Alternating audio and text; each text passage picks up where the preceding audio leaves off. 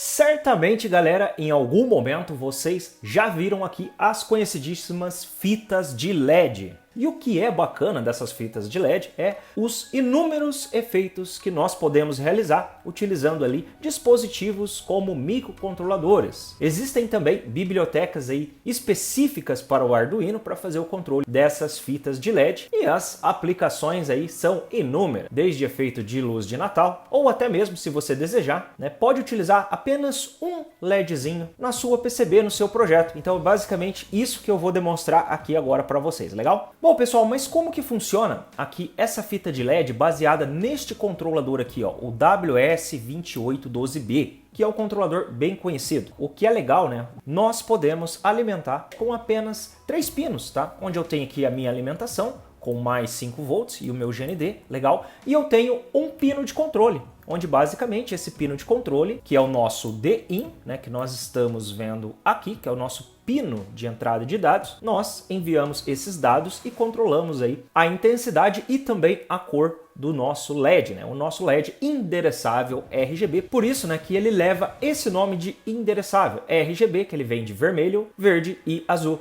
E uma das grandes vantagens também, né, de utilizar esse controlador, que nós podemos, se desejarmos, utilizar uma cadeia de LEDs, ou seja, uma sequência de N LEDs ali que eu desejar para o meu projeto. Eu posso ter 20 LEDs, posso ter 15 LEDs, 10 LEDs ou apenas um LED, que é o que eu vou demonstrar aqui. Bom, galera, e para fazer o controle, né, dessa intensidade de luminosidade e também, né, das cores, eu vou utilizar aqui o STM32, legal? Nós vamos utilizar o nosso microcontrolador e eu vou configurar o pino PWM dele para fazer esse endereçamento de dados. Só que eu vou fazer um pouquinho isso daqui na unha mesmo, de uma forma um pouco mais raiz, mas vocês vão ver que não é difícil não. Então vamos ali para o datasheet para entendermos como que ele funciona. E depois ali eu vou mostrar no Cube IDE. Bora lá! Muito bem, pessoal, estamos aqui agora com o datasheet do nosso WS2812B, que é o controlador aqui do nosso LED endereçável RGB, legal? Pessoal, o datasheet é bem simples de encontrar, apenas vão no Google e digitem WS2812B datasheet. Os primeiros links já irão redirecioná-los aqui a fazer o download deste documento que eu estou demonstrando aqui. Este documento, pessoal, é um documento bem tranquilo também de entender, ele apenas apresenta 5 páginas, bem tranquilo mesmo.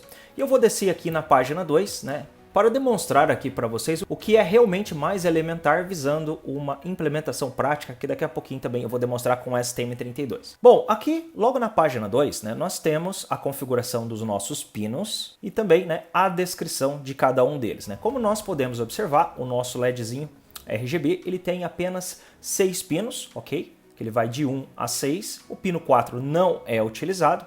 2 pinos são responsáveis pela alimentação, que é o nosso pino número 5 e o número 3, com mais 5 volts. O nosso VSS é o nosso GND, aos 0 volts. E o pino 2 e o pino 1 aqui são responsáveis pelo controle de dados. Então, basicamente, por isso que as fitas de LED, nós apenas com 3 conexões ali conseguimos, né, conectar o nosso microcontrolador e fazer todo o controle ali de luminosidade, né, com o nosso LEDzinho. Bom, então como que funciona? Alimentando o nosso LED, basicamente nós enviamos os dados aqui para o pino 2, que é o nosso DIN, como estamos conseguindo ver aqui, que é o nosso sinal de entrada de dados de controle, né, ou Control Data Signal Input, beleza? E se caso o usuário desejar utilizar mais LEDs em cadeia, né, como eu já expliquei ali para vocês, nós utilizamos aqui o DOUT, que é o sinal de saída dos dados de controle, beleza? Descendo aqui no final da página do nosso datasheet, conseguimos observar aqui também um circuito que demonstra uma aplicação típica, que é basicamente desta forma, né, que as maiorias das fitas de LEDs são ligadas, né? Então por isso que fica fácil realmente nós só alimentarmos, né,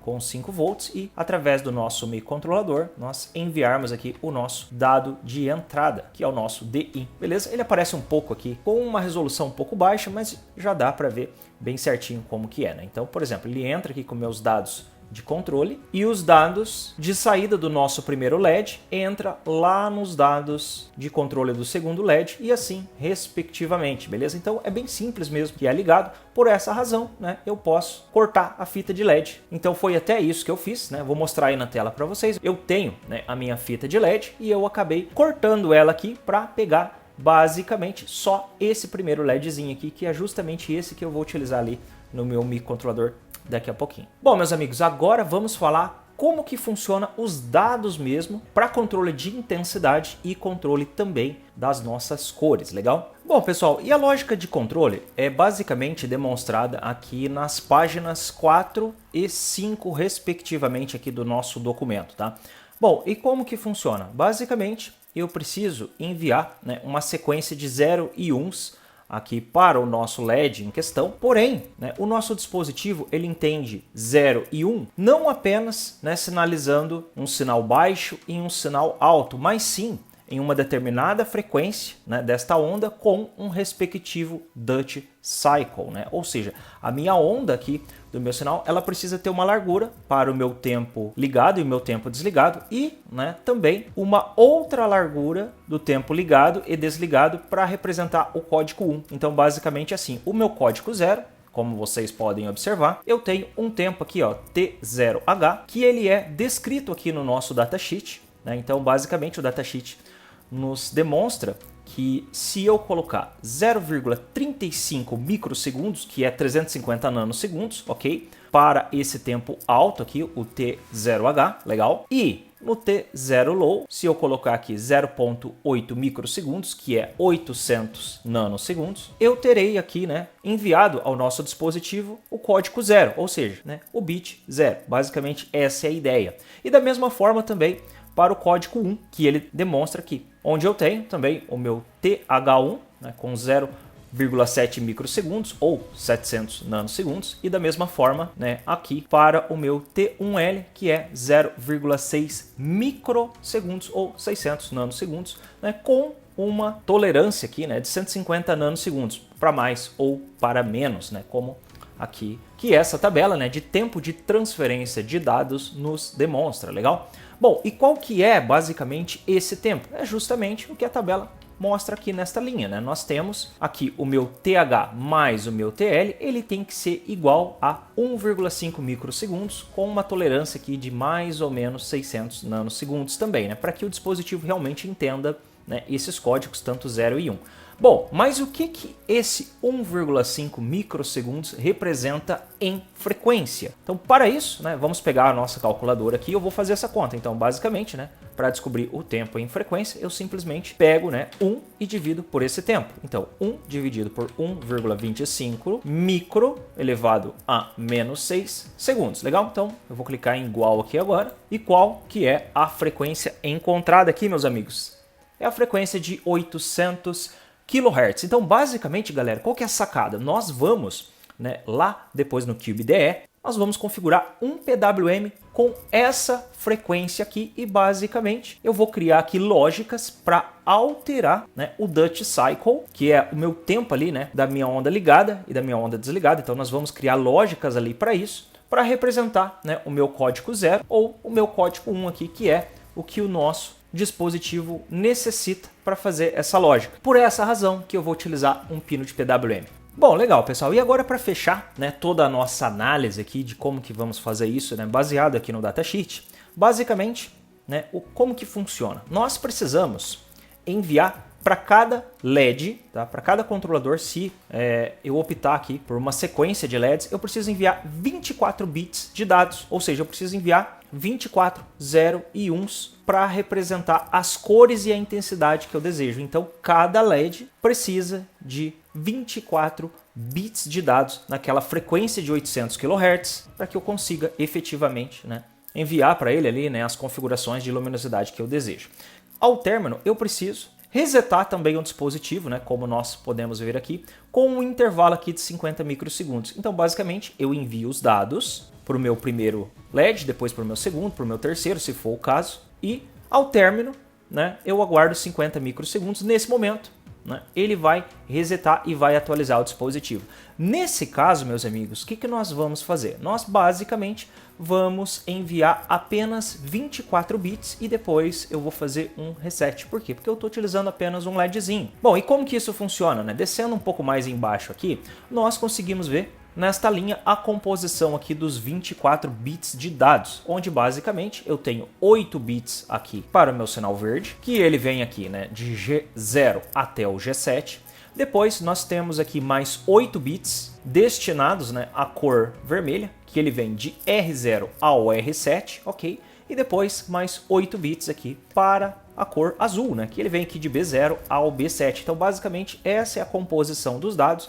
Então, a sacada é, em 800 kHz, eu vou enviar o PWM naqueles tempos que eu já demonstrei para vocês, escrevendo aqui os nossos bits do mais significativo ao menos significativo para cada cor especificamente, e assim eu tenho o controle total aqui do nosso LED. Bom, pessoal, agora vamos para a prática, que eu quero demonstrar uma técnica bem interessante para vocês, e uma técnica utilizando o recurso de DMA, né, um acesso direto à memória ali que o STM32 tem. Bora lá! Beleza, galera? Então vamos aqui agora para a prática, beleza?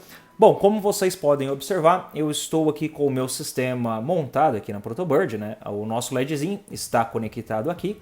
Eu estou utilizando essa plaquinha aqui que contempla o microcontrolador STM32F415RG. Legal, mas a ideia, o propósito pode ser realizado também com qualquer outro STM32, tá?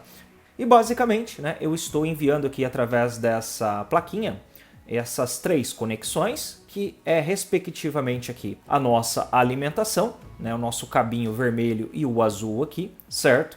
E o nosso cabinho amarelo aqui é o sinal do PWM, né, que nós vamos fazer o controle aqui. Em paralelo, pessoal, vou fazer uma coisa bem legal aqui que vocês vão gostar. Vamos analisar aqui o nosso sinal de dados com um analisador lógico. Essa ideia é bem legal. Então, basicamente, esse é o nosso sistema montado, a nossa montagem é basicamente isso, a alimentação e o sinal PWM. Legal? Bom, vamos para o Cube IDE aqui agora. Bom, galera, no Cube IDE, né, como eu mencionei para vocês, nós apenas precisamos utilizar aqui, né, um sinal PWM. Esse sinal PWM ele foi configurado aqui no PB0 e essas configurações nós podemos observar aqui através na aba Timers.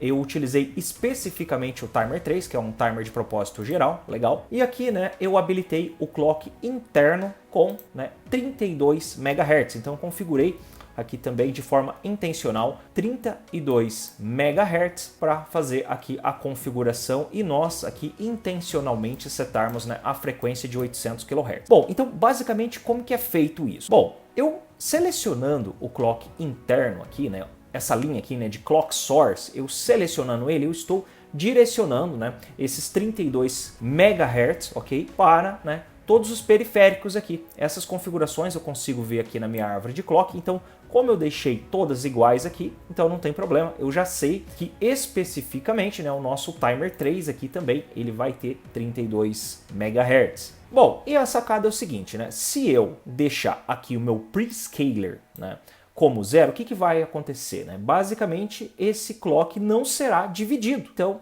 32 MHz será atribuído ao nosso clock do Timer 3. Mas como que eu chego, né, especificamente ali nos 800 kHz? Então, né, como eu mencionei, se nós temos aqui 32 MHz no nosso Timer 3, né, basicamente eu preciso, né, utilizar aqui, ó, no meu counter period o valor de 40, que é onde basicamente vai estourar o meu PWM, que é equivalente ao 100% do Duty Cycle. Então, né, vamos fazer essa continha aqui. Se eu pegar 32 milhões, ok, e dividir por 40, eu terei justamente 800 kHz para a frequência ali do meu PWM. Simples assim, tá? E como eu mencionei, né, é um detalhe importante nós entendermos que quando eu coloco esse valor aqui nesse registrador, né, no counter period, 40 é equivalente a 100% do meu Duty Cycle. Então, assim eu posso configurar a minha frequência e também, né, a minha resolução. Então, esse valor foi realmente intencional, mas é claro que vocês podem configurar conforme a necessidade de projeto de vocês, sem nenhum problema, beleza? Feito isso, galera, eu também ativei aqui o DMA, né, que é um recurso bem interessante, que basicamente é todas essas escritas desses dados para setar ali os valores do meu Duty Cycle do PWM, basicamente é tudo feito pela memória do dispositivo. E assim eu não utilizo efetivamente o processador.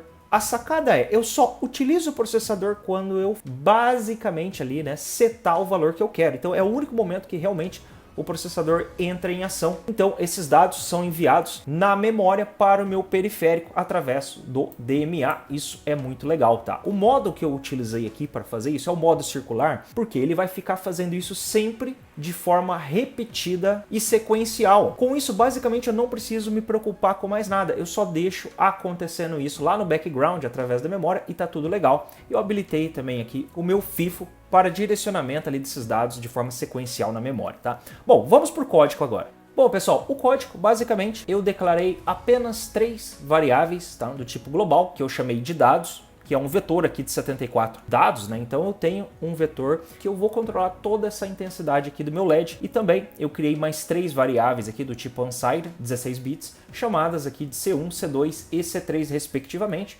onde basicamente aqui é minha cor 1, minha cor 2 e minha cor 3. Conforme eu demonstrei ali para vocês, será a sequência das cores para o nosso dispositivo. Mesmo eu declarando aqui como 16 bits, né, esses dados são até 8 bits, né, essa que é a sacada. Bom, eu já vou explicar o porquê que nós utilizamos 74 aqui, isso aqui é bem legal. Bom, descendo mais aqui, ó, ao código do nosso CubeDE, o que eu fiz? Eu criei uma função específica para fazer esse endereçamento desses dados, né? Então, basicamente, a função que eu criei chama, né, void LED. Eu entro aqui com os dados de 0 a 255, né, que representa os meus 8 bits para a minha cor verde, para a minha cor vermelha e também para a minha cor azul. E o que eu vou fazer? Eu vou receber esses dados e posicioná-los na variável dados nos índices representando cada bit especificamente, tá? E aqui entra já o pulo do gato, pessoal. Lembra que eu expliquei para vocês que 40 é a representação do meu 100% do meu Duty Cycle? Então, né, eu criei aqui 2 variáveis que eu chamei de bit 0 e bit 1. O bit 0, ele representa o momento ali que o tempo ele tem um valor mínimo, por isso que eu coloquei 12, que é uma proporção baseado aqui no datasheet. Eu vou colocar aí na tela para vocês verem, né, que 12 representa a equivalência desse tempo quando o bit é 0. E, consequentemente, né, o bit 1 ele é igual a 22 porque ele representa a equivalência quando esse bit for igual a 1. Né? Então, 22 é representação aqui do meu bit igual a 1. Então, basicamente, né, eu crio aqui agora 3 laços de repetição endereçando, né, essas variáveis ali com os dados, respectivamente, que eu entrar aqui na função, que é basicamente, né, fazer a conversão aqui de decimal para binário e endereçar aqui a cada índice desse vetor nos primeiros 24 índices, tá? Essa que é a ideia, a caracterização aqui dos dados que eu entrar aqui. Essa que é a sacada, meus amigos, é bem isso mesmo. Bom, mas agora, galera, vocês devam estar se perguntando, certo, Gabriel, você colocou 74, mas por que disso se eu entro apenas com 24 bits? Bom, aí que tá o pulo do gato. Eu vou abrir a calculadora aqui para demonstrar isso para vocês. Beleza, pessoal, como nós bem sabemos, né, eu demonstrei ali no datasheet, nós temos um tempo ali de 1,25 microsegundos para cada dado. Então, ao término desses 24 dados, né, eu vou colocar aí na tela para vocês lembrarem o que nós tínhamos ali que precisávamos, né, de pelo menos ali um intervalo maior que 50 microsegundos para que o LED atualizasse. Essa que é a sacada. Então, esses agora 50 dados somados a 1,25 microsegundos cada, eu consequentemente vou estourar esse tempo um pouco acima. Então vou fazer essa conta aqui para vocês verem. Então se eu pegar 1,25 vezes 50, ok? Porque eu tenho 24 bits de dados mais o meu 50, né? Para totalizar aqui o meu 74, eu vou ter 62,5 microsegundos, ou seja, né, eu tenho um tempo maior que 50 microsegundos ali. Então, basicamente, essa é a sacada e por isso que eu utilizei 74, tá? E a questão é, como eu estou utilizando também aqui o modo circular, que esses dados vão ficar sendo enviados a todo instante de tempo e atualizando, eu obrigatoriamente precisei fazer isso, né? Eu preciso colocar esses dados ali de uma forma que esse tempo seja, né, basicamente maior que 50 microsegundos e esses valores, né, serão atribuídos 0 sempre. Então, basicamente, eu nem altero esses valores, né? Os 50 valores finais serão sempre 0. Essa que é a sacada. Então, né, como eu mencionei, esses 3 laços aqui de repetição atribuem, né, os valores ali da nossa função para cada bit respectivamente. Então, essa aqui é a sacada. Bom, e sequencialmente, né, o que nós vamos fazer? E na função principal agora, galera, eu simplesmente habilito o meu PWM com DMA, basicamente apontando aqui o meu endereço de memória das configurações do Timer 3, né? O meu Timer 3 aqui, o canal dele, né, é o respectivamente aqui para o nosso PWM. Posso até demonstrar aqui para vocês na configuração do nosso processador, né? Então, como vocês estão vendo, né, o nosso Timer 3, ele atribuiu aqui o nosso canal 3, né, no pino PB0. Então, por essa razão, né, eu coloquei TIM_channel 3. Os dados são basicamente, né, o vetor que nós vamos enviar ali na memória do meu DMA e o tamanho dele, que é 74. Basicamente é só isso que eu preciso fazer. E agora, na função principal, eu só preciso entrar aqui com os meus dados C1, C2 e C3, que são os 8 bits respectivamente do meu LED, só que eu vou entrar com esses dados em decimal. Então, basicamente, a função vai fazer toda essa jogada pra gente. E eu coloquei aqui um atraso utilizando os drivers HAL aqui de 10 milissegundos, beleza? Bom, pessoal, e como que eu vou escrever esses dados? Eu posso fazer isso de várias formas, poderia usar até um potenciômetro para fazer isso, posso fazer isso via comunicação serial, mas para facilitar aqui a nossa prática, eu vou fazer utilizando o nosso recurso de debugger. Então bora lá, vamos ativar o debugger aqui. Para isso eu clico no inseto e vamos mudar aqui a nossa perspectiva para o debugger. Então beleza, pessoal, como vocês podem observar aqui agora, nós estamos na perspectiva do debugger e eu vou testar isso em tempo real com vocês. E nós agora iremos, né, validar aqui e ver a luminosidade do nosso LED, legal? Então para isso eu vou clicar em play aqui, legal, e o nosso sistema está rodando. Bom, nesse momento, né, como vocês podem observar, o LED ele está sem nenhuma luminosidade, né, não tem nada aceso aqui porque os nossos dados das nossas cores estão em 0. Subindo aqui na função que eu escrevi aqui agora, né, como nós podemos observar, 8 bits são para verde, para vermelho e para azul respectivamente. Tá? Então vamos começar com verde aqui. Eu vou colocar nesse momento apenas 10, né? Onde quando eu pressionar Enter, nós vamos ver o verde com a intensidade de 10, né? Então, como nós vimos, ele funcionou perfeitamente. Agora eu vou zerar, legal. Vamos fazer isso agora para a próxima cor, que é o vermelho. Eu vou também digitar 10 aqui, vou pressionar Enter. Observem que ele ligou aqui o nosso vermelho, legal? Também, agora eu vou zerar aqui, certo?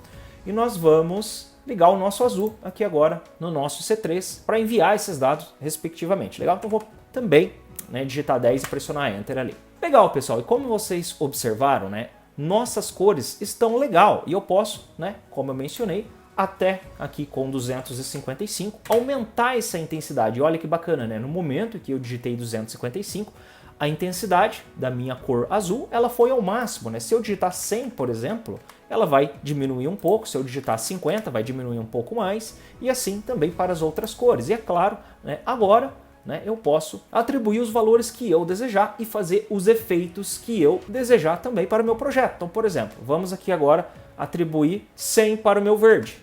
E olhem só que bacana, as cores, né? Obviamente elas foram aqui misturadas, vamos assim dizer, e nós temos essa intensidade aqui do meu LED. E olhem só que legal, pessoal, já está tudo funcionando, tudo perfeito. Para fechar essa prática aqui com chave de ouro, o que eu vou fazer também? Eu vou zerar aqui agora a cor do meu LED, legal? Então eu vou colocar tudo 0 aqui, beleza, ele zerou.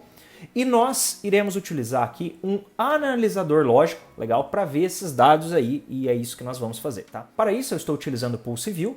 Eu já deixei, né, previamente configurado aqui a leitura do nosso pino de dados, no nosso D0, e o protocolo aqui baseado, né, no WS2812, que o próprio software tem essa codificação desse protocolo, isso é muito bacana. A partir desse momento, eu vou clicar em Run aqui e nós vamos analisar esses dados. Então eu vou clicar em Run, beleza, e o nosso dispositivo já fez a leitura aqui num tempo determinado, que é, né, basicamente aqui com a frequência de 24 MHz de amostragem e 10 milhões de amostras nessa frequência. Essa que é a sacada, beleza? Com isso, né, obviamente nós conseguimos pegar ali a frequência de 800 kHz. Então vamos dar um zoom aqui, pessoal, vocês vão ver que é bem bacana isso. Eu vou pegar em qualquer ponto mesmo e olhem só que bacana, né? Como nós podemos observar, né, o nosso codificador, ele nos mostrou o que, né? Os 24 bits aqui desligado e depois o nosso reset.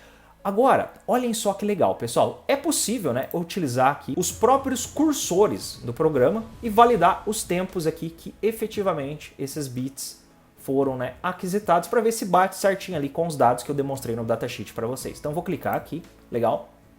Eu vou dar um zoom aqui, ó. Olha que bacana. Então, eu vou intencionalmente posicionar para qualquer ponto aqui dos nossos bits, legal? Então eu vou pegar aqui, por exemplo, esse bit 0 aqui, ó. Então eu vou posicionar o meu cursor aqui e vou posicionar o final do meu cursor aqui, ó. Eu peguei um tempo, né, de 1,25 microsegundos. Olhem que legal, pessoal, é exatamente o mesmo tempo que nós configuramos ali no CubeDE, que eu demonstrei ali para vocês também no datasheet. Beleza, então nós já sabemos isso. E para fazer uma análise mais profunda, pessoal, o que vocês podem fazer? Nós também podemos ver só o tempo, né, que esse sinal aqui está em nível alto, que nesse caso é 375 nanosegundos, né, que é o Dutch Cycle ali do meu PWM, né? Isso nós validamos o tempo ali que nós vimos no datasheet e, consequentemente, eu posso pegar também aqui só o tempo desligado, é o que eu vou fazer. Então, beleza, o tempo desligado aqui que o nosso software nos demonstrou, 875 nanosegundos, que é basicamente ali o que nós vimos no datasheet, né? Então tem que estar com esses tempos bem legal, por isso que eu recomendo sempre utilizar um analisador lógico para fazer isso. Isso é muito bacana, pessoal. Bom, e agora vamos ver aqui o nosso tempo do reset. Vamos ver se bateu, né, com o que eu já expliquei para vocês. Então vou colocar o meu cursor ao final aqui e vou colocar no começo aqui, ó. Beleza? Vamos dar um zoom. Então, né, olha que interessante. Ele aqui nos demonstrou 50 microsegundos, né, que era o tempo mínimo para fazer mesmo esse reset, né? Ele disse que tinha que ser maior que 50 micro, tá certinho. No entanto, lembra que nós fizemos, né, pessoal? Nós colocamos um tempo maior um pouco, né? Que era justamente o quê? O meu 50 vezes o meu 1,25. Se eu puxar aqui agora o meu cursor, vocês irão perceber que praticamente cravou com o nosso tempo calculado. É claro que tem aqui também a precisão do programa, mas eu posso garantir para vocês que esse tempo está bem exato, até por essa razão que o nosso sistema está funcionando sem nenhum problema. Beleza, pessoal? E para uma prática final agora, o que eu vou fazer? Ainda com o debugger, eu vou escrever 3 em todas as cores aqui, tanto no meu C1, no meu C2 e no meu C3. Então eu vou colocar 3 aqui, ok? Vou colocar 3 aqui, observem que o nosso LEDzinho ele começa a mudar a aparência, legal? E eu vou colocar 3 aqui também. Ele fica com uma cor branca extremamente fraca, né? Porque eu misturei as 3 cores, mas olha que legal. Agora, eu novamente aqui com o meu analisador lógico, eu vou pedir para rodar essa leitura novamente e nós vamos analisar esses dados. Beleza, pessoal, o nosso analisador lógico aqui já fez a captura dos nossos dados. Eu vou dar um zoom aqui agora para, né, intencionalmente observar os dados aqui que foram escritos. Legal? Então vamos analisar. Bom, os 8 bits aqui da nossa primeira cor, olha só que bacana, 1 e 1 em binário representa 3 em decimal. Show de bola! Vamos pegar aqui agora os nossos próximos 8 bits e vemos aqui também 1 e 1 que representa 3 em decimal. Para a nossa próxima cor, também a mesma ideia. Nós temos aqui os nossos 2 últimos bits, também 1 e 1, que representa o 3 em decimal. E é isso daí, pessoal. Basicamente, essa é a nossa prática com o nosso LED aqui, o WS2812B, nosso LED endereçável. Basicamente, escovamos um pouquinho os bits, mas é bem interessante a gente ver isso utilizando recursos de acesso direto da memória que o nosso STM32 tem. Isso é bem legal. E assim, depois, vocês apenas digitando os dados aqui no debugger, vocês podem brincar aí com os valores que vocês desejarem para o nosso LED, dependendo aí da aplicação de vocês, obviamente. Meus amigos, eu espero que vocês tenham gostado aqui desse vídeo, tenham gostado aqui dessas apresentações. Eu vou deixar esse mesmo código aqui para vocês fazerem o download, poder estudar e, claro, se desejar também criar projetos similares. E claro, pessoal, se vocês desejarem ainda aprender muito mais, temos também o curso completo de STM32 com mais de 70 horas de conteúdos para vocês, que realmente ali a gente vai do zero, desde a criação do projeto até a prática passo a passo mesmo, para que vocês realmente aprendam e desenvolvam projetos incríveis com esse fantástico microcontrolador. Invista aí no seu conhecimento, link na descrição. Então é isso, meus amigos, eu termino mais esse vídeo aqui, agradeço especialmente também ao meu amigo Wagner por mais essa oportunidade. Eu desejo uma ótima quinta, uma ótima semana a todos e aquele abraço, galera, valeu, valeu!